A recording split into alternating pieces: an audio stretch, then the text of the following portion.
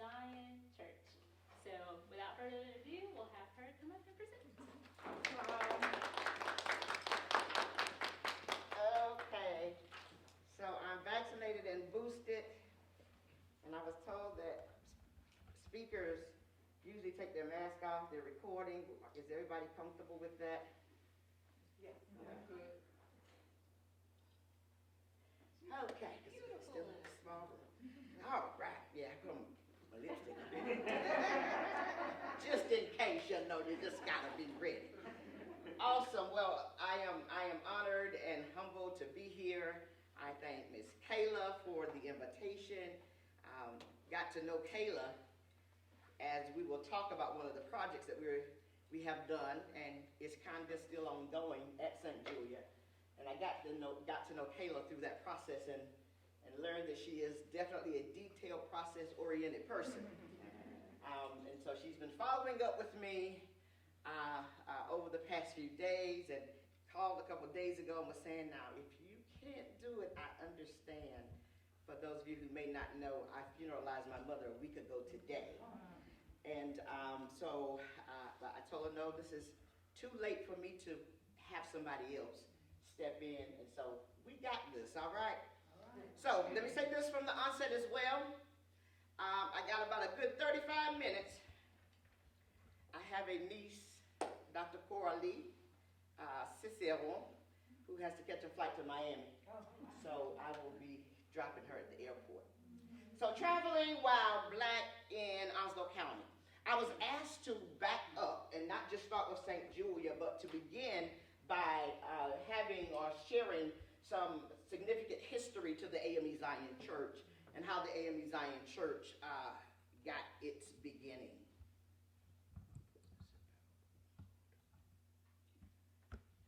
So John Street Methodist Church is where it all began. It was John Street Methodist Church, a predominantly white church in New York City, where the AME Zion Church first was birthed. There were both Black and white Methodists who worshiped together, but yet were separate. That all the Blacks had to sit in the balcony and all whites could sit on the floor. They could not sit together, they couldn't pray together at the altar, they could not be baptized in the same water, they could not take communion together kneeling at the altar. All of that had to be separated.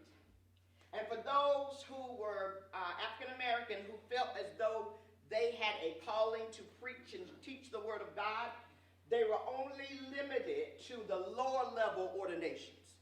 They would not give them the full authority of ordinations, but only the lowest level they would allow them to have. And at that time, they would even allow those lower level ordained, if you will, not quite, but licensed preachers, they would allow them to gather with African Americans and preach and teach to them. However, they could not do it alone. They had to have oversight. So there had to be a white preacher or a white member present giving oversight to that group. And so these leaders refused, well, also based on the leadership of the Methodist Church, refusing to take a stance on slavery because they had members, both South and North, who owned slaves. And so rather than taking a stance on slavery, they stayed neutral in the middle. Next slide. And so meet James Varick. It was James Varick along with some others, and I will name some of those others on the next slide, who was one of the leaders in organizing the Black members of the John Street Methodist Episcopal Church in separating themselves to start a new denomination. He was the first pastor and bishop of the AME Zion Church. So most of the leaders of this first AME Zion Church were free men, but slavery was still legal even in New York, and many of the members of the church were slaves. And that would account for the oversight that was necessary. So in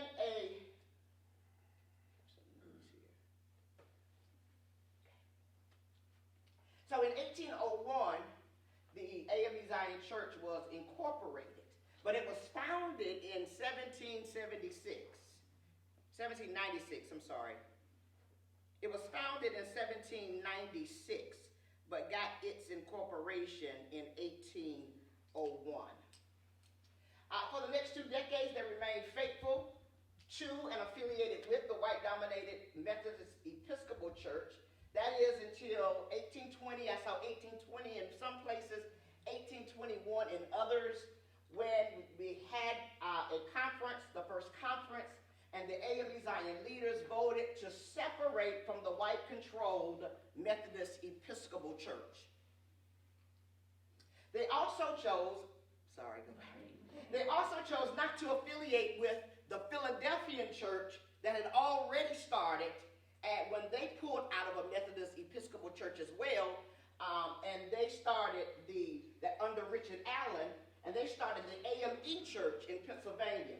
They did not want to affiliate with that group as well, and so what they did in 1821 was vote to separate themselves from John Street Methodist Episcopal Church, to add Zion to their name, to distinguish it from the AME church, which means house of God, and again, this allowed them to distinguish themselves from the AME church. This is when they also published their first discipline, and I had it sitting on my desk to bring, which is the Book of Rules and Regulations for the church, and I left it. So, yes, next slide. So here are some historic figures of the AME Zion movement, the Methodist movement. Of course, we start with John Wesley, and John Wesley himself was not a proponent of slavery, having come from England to bring the Methodist church to the States. But for the AME Zion Church, its beginning started with James Barrick et al. When they drew away from the John Street Methodist Episcopal Church. Harriet Tubman, Sojourner Truth, Frederick Douglass. Each of them, all 3 of them were AME Zion ministers. In New York, even now, and I don't know if I put it as a point or not, but in New York, there is still today, we preserve the home and land of Harriet Tubman that she left to the church.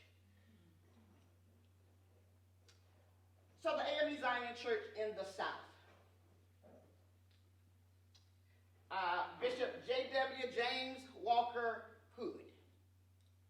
He was a controversial leader, a powerful speaker.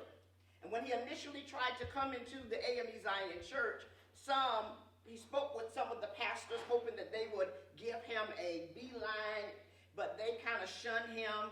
I guess there was a lot of that haterism even back then, a competition among folk who are in the same field of work. But when he did come through and become ordained, he spent some time pastoring some churches the following year. And in 1864, between end of 1863 to the beginning of 1864, he was given the permission to come south and begin to start churches. Now, what you will find, if you travel throughout North Carolina, there are way more AME Zion churches in North Carolina. But if you travel through South Carolina, there are way more AME churches in South Carolina. And what happened was these 2 denominations, when they went south, went into 2 different states. And that is why you see so many more Zionites in North Carolina than South Carolina, and then the reverse when it comes to the AME church. So he settled in New Bern, North Carolina, which of course we know was the capital at that time.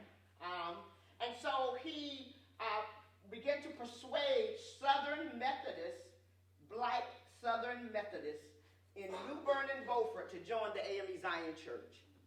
I put controversy there because there was a controversy that arose because the white Methodist preachers and missionaries that had come south to start these black Methodist churches, got a little hot around the collar about that. How you gonna come over here? We started it, and now you're going to just take it from us? And so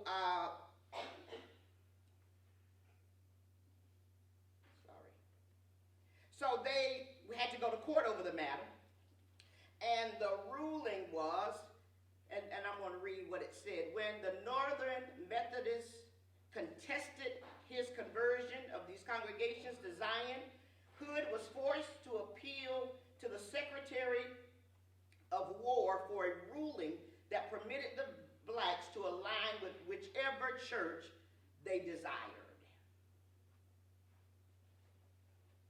And so he won that battle. And those churches in New Bern and Beaufort that chose to were able to then become a part of the AME Zion Church. In 1864, he founded the North Carolina Conference of the AME Zion Church. That is why we are pegged the Mother Conference of the South. He was a pastor at St. Peter's AME Zion Church. He also pastored in Fayetteville, and once becoming a bishop, he made Fayetteville his home, and that is where he died. He became a bishop in 1872, but he was very much involved politically. As you see, politically, he was involved and participated in the formation of the State Constitutional Convention in 1878. He was a very important partner. What he really fought for, if you believe it or not, because this fight still continues today, education and health care. Ooh. So he was a part of the writing of the very first state constitution of the state of North Carolina. His mother was an educator. He came from educated parents, and so he understood the importance of education, and so he went on to pursue higher education. From 1868 to 1871, he served as the Assistant State Superintendent of Instruction, and his responsibilities were, he had to find and supervise schools for blacks. And though through hostility and little resources, he was able to increase black attendance in schools to 49,000 by 1871. And then he was a delegate to the 1872 Republican National Convention. Next slide. So, what does St. Julia have to do with all of this? St. Julia is a member of the AME Zion Church, and St. Julia is a member of the North Carolina Conference, which was this first conference that was started by Hood. So St. Julia Church, St. Julia AME Zion Church, emerged from the merging of two other AME Zion family congregations. One is St. Thomas AME Zion Church. The other is either Moses Temple or Moore's Temple. Question is, how y'all don't know, right? The verbal conversation, and you do know oral history is what we all had at one point. That's all they had in the Bible until the Lord prompted Moses to write them first 5 books down. They were just passing everything around or passing things down through oral tradition. Telling the stories over and over again. I like y'all do at family reunions, and every year something changes in the story, right? And then your children or grandchildren or your nephews and nieces said, last year you said that it was a little dog. This year you kept claiming it's a Rottweiler. Now which one is it? So the stories would change, and so Moses then writes down the history. And so the verbal history was saying Moses Temple. But then there was a cornerstone. St. Thomas's founding is uncertain. However, there's a cornerstone for Moses/Moore's Temple that indicated that its property was established, or the church was established in 1873. But on that cornerstone it says Moore's. Doesn't say Moses. Oral tradition has always said Moses. And if you go back and start looking at history, you're hard-pressed to find a Moses temple in the Jacksonville area. So because oral tradition says Moses And a cornerstone says more. I just put them both up there. So a cornerstone in the neighbor yard also indicated that the church was rebuilt from the original, was rebuilt in 1912, or actually it should be built, I did not replace that, built in 1912, and that the cornerstone was placed in 1922. I had a picture of that cornerstone. I still have it on my computer, or on my phone one. I was supposed to put it in the PowerPoint. Just know I got it. Thanks to Paula right there. But this church was later destroyed by fire in the early 1940s. And so another brick building was completed and built in 1944. At this time, again, you still got St. Thomas AME Zion and Moore's Chapel, Moses Moore's, worshiping together in one building, family churches that came together after the fire. The earliest date that we know of is the 1873 of Moore's. We don't know what St. Thomas considers to be their founding date. And so in 1944, when the church was being rebuilt, the bishop at the time of this area, Bishop Elijah L. Madison, said, listen, I will give a $1,000 donation to the rebuilding of your church if you will name it after my wife, Julia. I'm laughing, but it's true. And this is a true story. And so he gave the donation. They renamed the church, but at that time, it was called Julia's Temple. It was called Julia's Temple.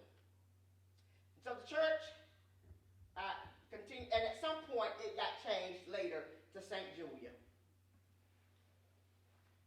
I know I had one of our current bishops say to me, "You're over there at St. Julia, right?" He said, "I never heard of a saint named Julia." But that's where I am.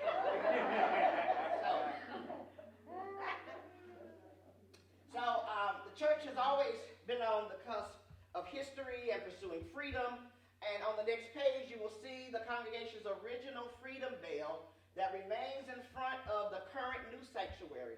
It represents freedom, the freedom of faith, of speech, and religion. And that is it. So this is the previous church. And when surveyors, I'm assuming, I think they were revitalizing downtown, and they were evaluating the buildings. My understanding is that they thought the surveyors that came in said this building isn't as safe as it looks, and so immediately the church went into a building campaign, completing the structure at the end of 2009.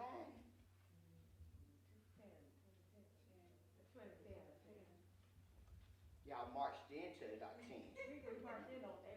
April 2010, but there was some, okay, April 2010. Next slide, and that's the new building. Okay, so St. Julia then and now. So given the AME Zion Church's stance on slavery and the abolitionists of the likes of Truman, Truth, Hood, Douglas, etc., St. Julia and her pastors have always been proponents of equality and equity. And there is a difference. So when it comes to equality, and I should have brought a slide of that. Equality means everybody gets the same thing. Everybody gets the same thing. Any of you seen that, I think it's an AT&T commercial where the lady has the kids there and she gives them a lollipop? She said, "What if I give you a lollipop?" Gave it to the little girl. Then she said, what if I turn to you and give you our best lollipop? And it was a lollipop like 50 times the size of the one the little girl had. She goes, "That's not fair." And she goes, "Yeah, that's why we give everybody the same treatment." That is equality, giving everybody the same treatment. But equity is quite different. Equity means you give everybody what they need to have the basics for life. And I have a wonderful picture of equality and equity with people of different heights standing at a fence. And when they gave everybody equality, everybody got a little stool to stand on about this high. And when everybody stood on the stool, the tallest person could see. The next tallest person could see if they tiptoed, but the shortest person could not see at all. But then the next picture says, now here's equity. And for equity, the tallest person got a small stool to stand on. The next tallest person got a middle-sized stool to stand on. And the last person got an even taller stool to stand on. And they were all equally looking over the fence to see what was on the other side. So that is equity. And so even in our lives, we shouldn't be as concerned about equality. I'm getting ready to preach right now as a preacher. Because the Lord even says, look, everybody don't get the same gifts. And even those who get the same gift don't get the same measure of that gift, right? So we may have the exact same gift, but my measure may be more or less than your measure. Unto whom much is given, much is required. So the fight ain't about being equal. The fight is about having equity. Meaning that everyone has whatever it is that they need for a basic, successful life. The personhood of man was and still is significant. It's the right that all people have to be treated as people. Treated as human, treated with respect, and treated with dignity. This is why the church was so vitally important to the people she served, both in the congregation and the community, because at that time they were one and the same. I got some folk over here who can tell you that they live down the street from the church. They walked to the church. Everything happened at the church. It's how important information was channeled to the people during significant moments in the lives of Black people. Next slide. So, I didn't realize that these were going to look like this, but. So when Emmett Till and Medgar Evers, President Kennedy, and Dr. Martin Luther King, and many others were murdered, it was the Black church that consoled the people. The Black church is where marches were organized. It's where strategizing for the Montgomery bus boycott was planned. It's where volunteers felt safe, at least for a while, before churches were bombed. The church was the spiritual, emotional, mental, political, cultural, social gathering place for communities of color.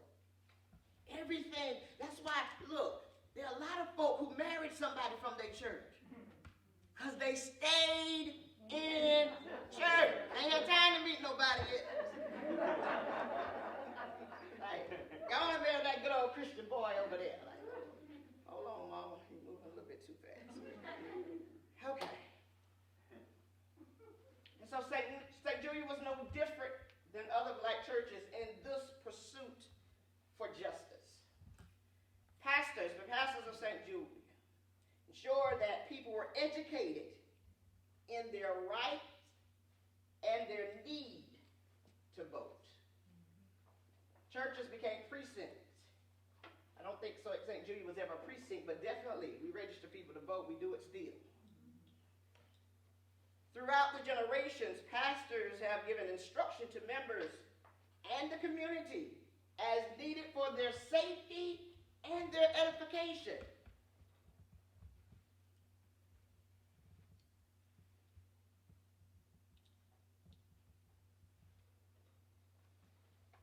St. Julia was significant to the Montfort Point Marines. They could hang out there. They could hang out on that side of the tracks, the right side of the tracks, the black side of the tracks. Where the church, and St. Julia wasn't the only church. There was First Baptist down at the corner. Over there on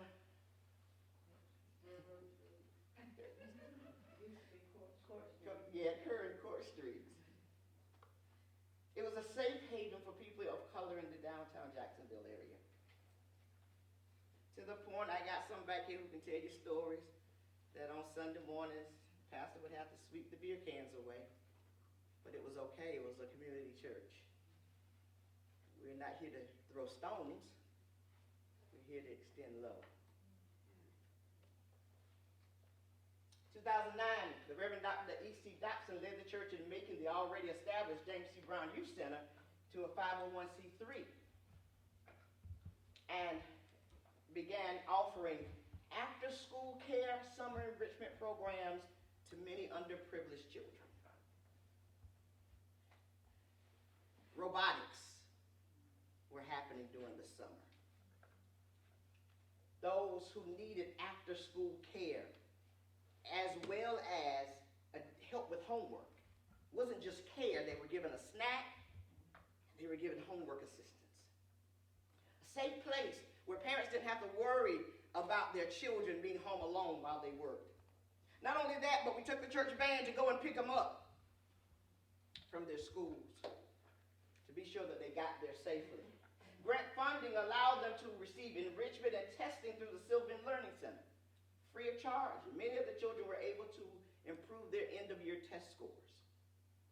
Sylvan comes in, tests them beforehand, and then begins to share strategies and techniques and other things so that they could improve their standing. And I say many, I want to say most did just that.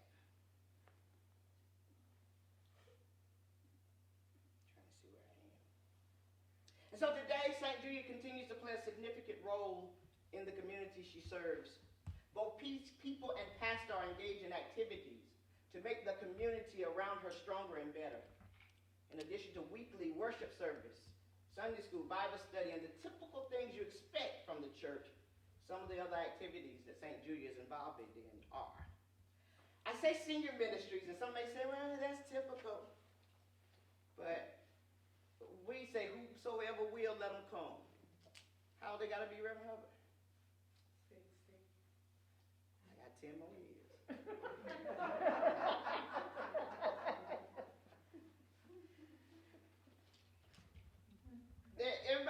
Everybody is not a member of St. Julia.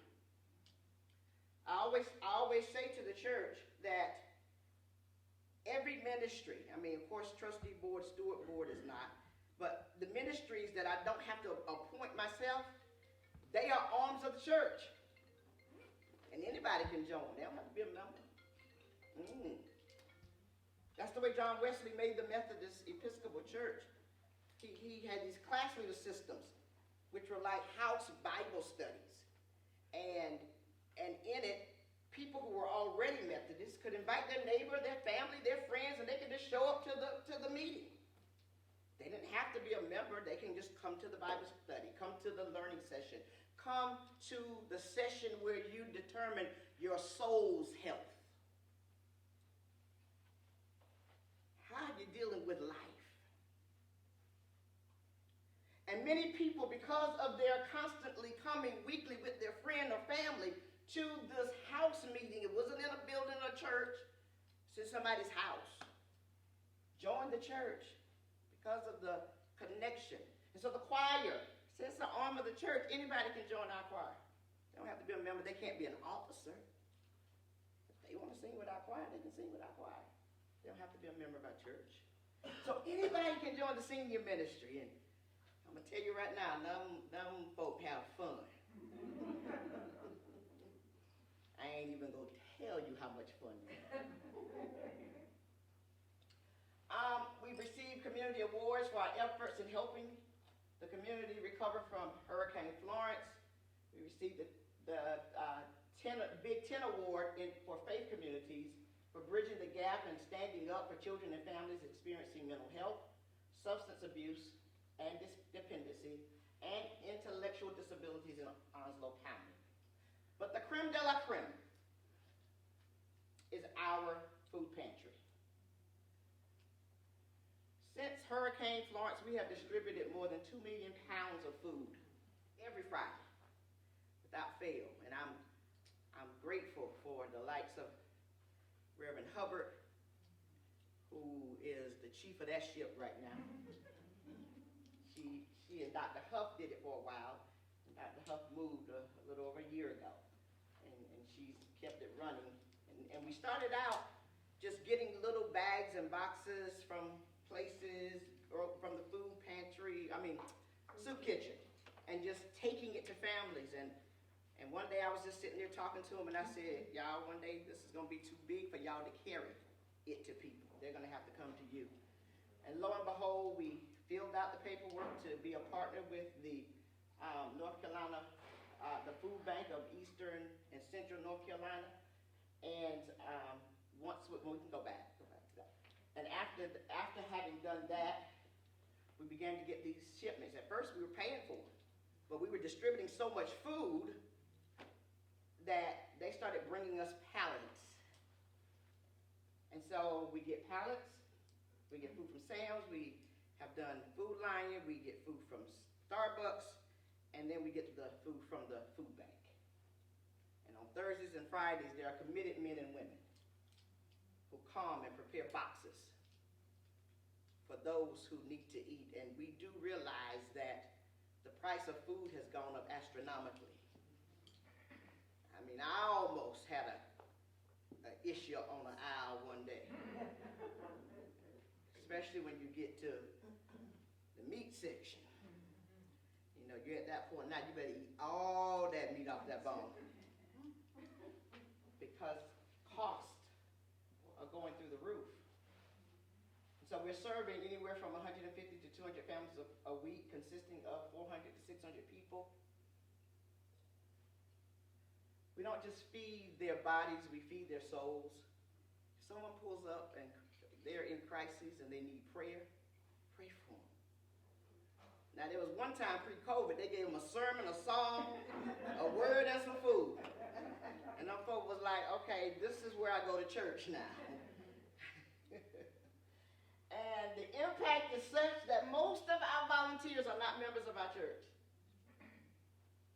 Many of them started by coming to get food and felt welcomed and embraced and loved. And we can't tell you the number of times that people say that to us, that all food banks don't treat folk the way y'all treat folk. But we are extensions of God. We represent, we represent God to others. St. Julia then and now, here's some of our partnerships. We partnered with Cure America's Global out of Raleigh. This is how I met Kayla.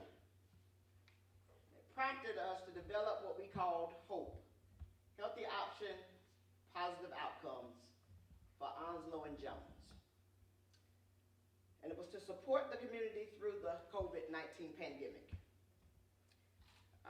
There were COVID funds, and Cure America's Global had written this huge grant. And because I was already working with them through a partnership through Duke University, they then extended that to us. It allowed us to hire 17 staff, making $20 an hour plus hazard pay. Is that where we started? Yeah. And we hired these staff to educate families about this virus that none of us knew about. It was pre-vaccine. They also provided PPE to these families, that personal protective equipment, the masks, the gloves, the gowns, whatever was needed, face shields. Held and attended events to get the word out, and also delivered emergency food to those who were diagnosed with COVID or were in quarantine. We would take boxes and leave them for them. Once the vaccines were developed, we continued educating the community about the virus, but also began to share vaccine options with the community. We registered people for vaccines, and we have to arrange transportation for those who needed transportation to get to the vaccines. And even now, we have partnered with Goshen Medical and the Old North State Medical Society to host vaccine clinics to the public, and today we have hosted 11 vaccine clinics and are scheduled to do 5 more this year. Because it's critical and important that people understand their health and how happening in our environment affects their health. Every year we spend thousands of dollars supporting the needs of people in our community. Someone falls down on their luck. Sometimes we can't help with all. But if I can do something, we're able to do something, we do it. From housing to utilities, transportation, gas for their cars, food, medical care, and medication needed. Imagine going to the doctor and you can't afford to buy your medicine. So much so that there's some hotels when I call and say, this is Pastor Ciceron for St. Julia. Y'all got beds? Yes, well, I'll be by. This is the person. This is how many nights I need. We attend city council, county commissioner, school board meetings, when needed to make our voices heard regarding issues of fair and affordable housing, medical care for our citizens, but not just that. I mean, we still have the whole, whether we would have masks in schools. And I understand it's a controversial issue. Some say yay, some say nay. But the thing is that if you notice that wearing the mask decreases the number, why undo all that progress? But that's just me talking. Oh, y'all know where I stand, don't you? So,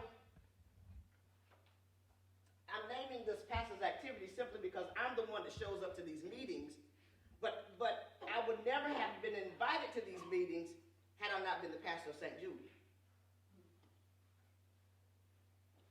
So, True Justice International Advisory Board member, where we discuss strategies regarding human trafficking. If you don't think it's a problem here in Onslow County, you better think again.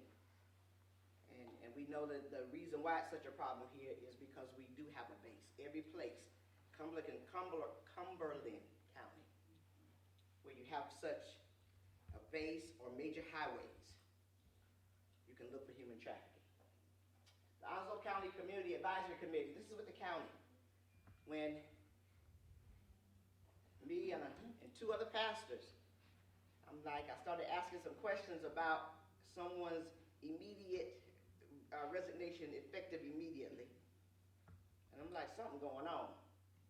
So we called and requested a meeting with the, at the time she was the acting county manager. Now she has been hired, Sharon Russell.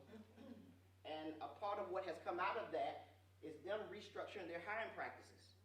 Also having diversity classes for their supervisors. A lot of them came kicking and screaming. We don't need that. But the reality is, we tend to, and all of us do it. We tend to feel more comfortable with people who look like us. That's life. But sometimes you have to take those blinders off and just give people what they need. I'm a part of the Duke Health, the AME Zion partnership that addresses health disparities. So when COVID-19 kicked up, we had a whole lot of work to do to include their African American COVID Task Force, AACT+. I'm a member of the A.B. Davis Faith-Based Advanced Care Planning and Palliative Care Initiative. It was a grant that was funded based on the writing of our partnership, the AME Zion Church with Duke, and they will be studying African Americans and advanced care planning. Do we do it, and why not? I'm a member of the Jacksonville-Onslow Civic Affairs Committee. I was a part of Healthy Youth of Onslow, where we were looking for alternate ways of teaching sex education, but that didn't last long. City of Jacksonville, the Mayor's Faith Alliance, where we came up with the One City, Our City, My City. Reach Equity Stakeholder Advisory Board member. That too is with Duke University. It's a group of Duke doctors who work with other people in the community to pass their research and for us to answer questions or even poke holes. I instruct new preachers in conference studies. Last slide, I think this is. Oh, let's get jiggy with it. So, St. Julia, though we're still in a pandemic, those things that I just mentioned are still ongoing. The only thing that we're not doing is the after-school care and some enrichment. But we continue to feed or to distribute food every Friday to our community. So that gives you some history and background of the AME Zion Church, how the AME Zion Church came to be, and then how St. Julia plays into the realm of the AME Zion Church, but more importantly, how St. Julia seeks to be a blessing to the community in which we live. We are also one of the stops on the African American Heritage Trail for Onslow County. Let's dialogue. I was just told I got to wrap it up because I got to get my niece to the airport. Where exactly is the church? 112 Kerr Street. 112 Kerr Street. It's downtown. You know where the big red train is? I just moved here, but I will look for it. 112 Kerr, K-E-R-R. 112 Kerr Street.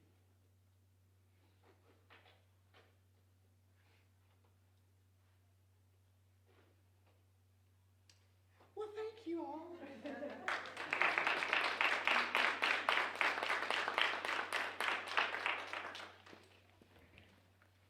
give Dr. Ciceron another round of applause.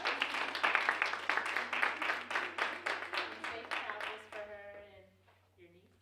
Mm-hmm. And your niece. Thanks for coming. So before everyone departs, we would love for you to do our survey. It was in your chairs, and if you need a pen or pencil, if you come back to the front of the room, then we can give you one of those as well to fill out. We love to give you all programs that you like here at the library. So we would love for you to let us know what things that you would like. Maybe if you're a part of another culture, you may want to see some other cultural programs as well. It's up to you, but just fill this out so we'll know, because we'll never know if you never let us know. A thank you to all of our sponsors that are listed on one of these slides here, especially Smithfields that came and brought this wonderful chicken and hush puppies and tea. So please partake. We have a lot of pieces and we don't want to take it home. So please partake. And she gonna tell me what my grade was too. What my grade is. So. Yes, that's up there. Grade me nice. Be nice, y'all. Yes. But thank you all for coming. And next week we will have our tour of the African American Heritage Trail, but it will be virtual. So we will have seats here, and we'll have it kind of like a theater showing. So we'll have popcorn and things like that. But you can also watch it on Facebook. It'll be on Facebook Live on the Onslow County Public Library page. So if you'll go there, if you want to watch it from home, feel free, and then you can watch it anytime. But here it's going to